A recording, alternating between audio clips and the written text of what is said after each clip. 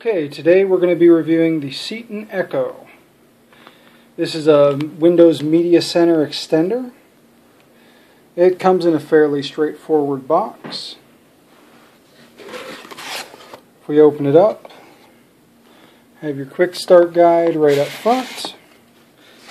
It's all kind of a paper theme. It's almost like a cardboard. It should be fairly straightforward to set up. Okay, I guess it's just one piece. Interesting. But it's fairly straightforward. Plug in the HDMI and Ethernet, plug in the power cable, and set it up on Windows Media Center. Should be good to go. Alright, this is the actual Ceton unit here. It's pretty tiny overall.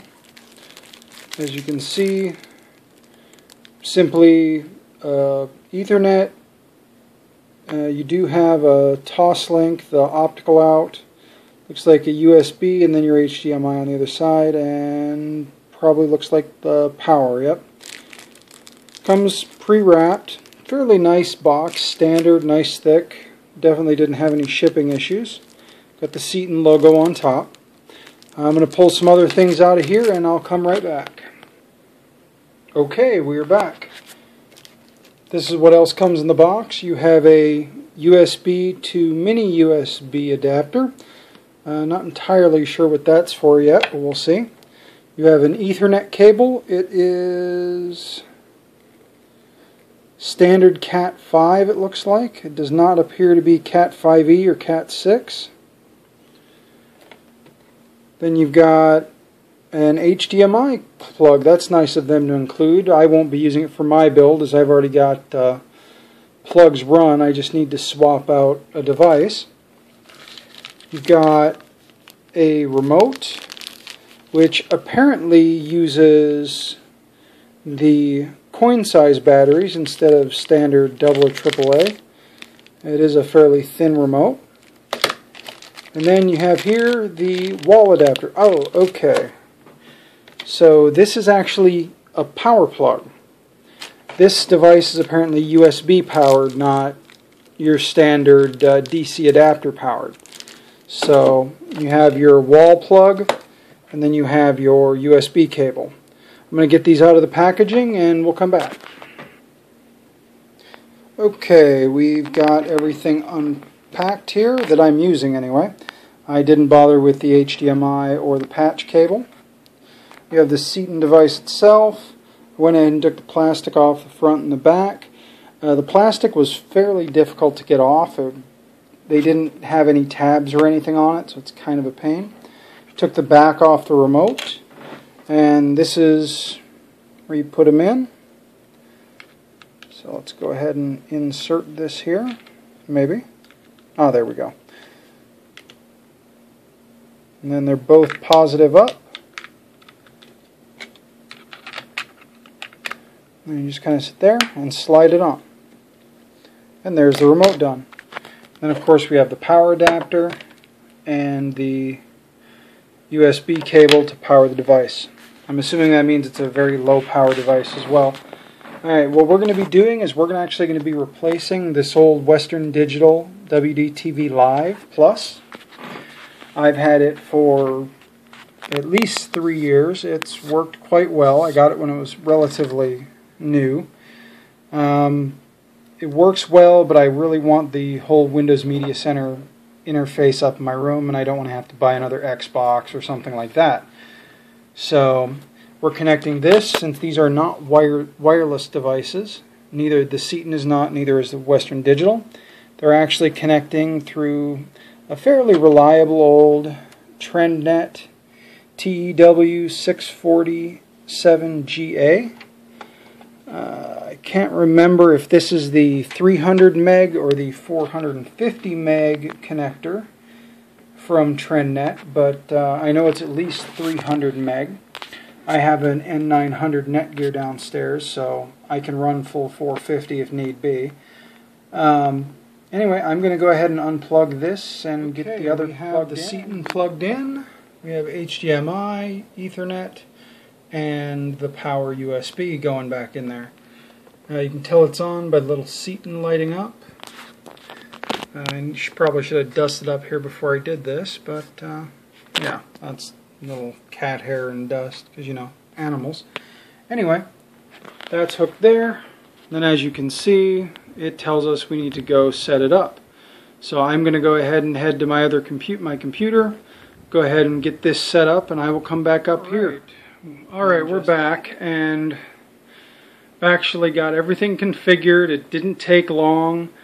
I actually have my Media Center set to always run Windows Media Center at startup. So as soon as I started the computer, it actually went through the install before I even ever did the settings plugin. But I went ahead and downloaded that anyway and got it installed. Let's take a test. I personally use Media Browser. Let's see how we do. There it goes. This is actually Media Browser 3, by the way. This is their newest update. It's currently in beta. So pretty quick. So let's go somewhere I know we have high definition.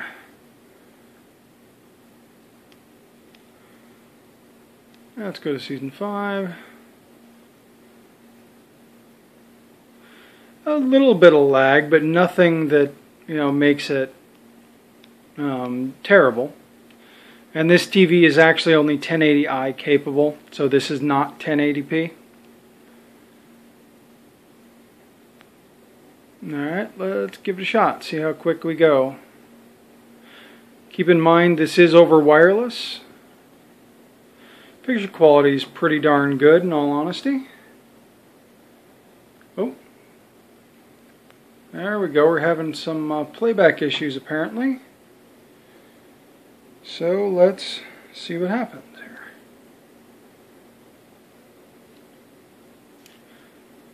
Let's try another one, see if it's just the file or if the Ceton did that.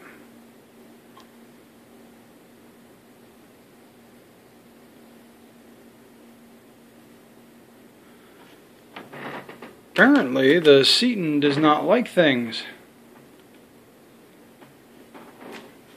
Well, I'm going to go do some troubleshooting and see if I can't get this up and working, because we should be on a 300 meg Wi-Fi connection to the server. So I figured I'd show you this real quick while I'm doing my troubleshooting. As you can see, supposedly I've got good enough signal on the Wi-Fi for full HD TV, which should be the case as I'm one floor above the router and literally directly above it.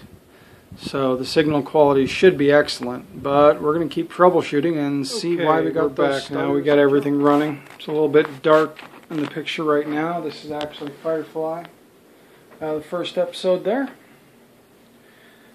Now let's see if we can jump ahead in it at all.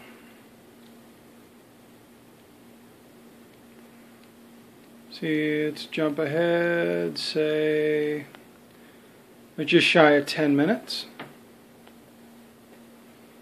See what happens. A little bit of pixelation there,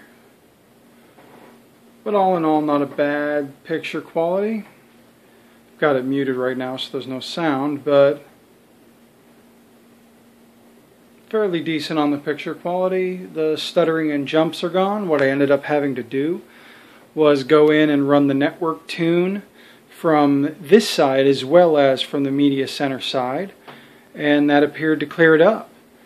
And again, it could have been a function of Media Browser 3 as well, because that's still in the beta stages and they do have quite a few bugs in the software still. So that's my review of the Ceton Echo Windows Media Center extender. Thank you very much.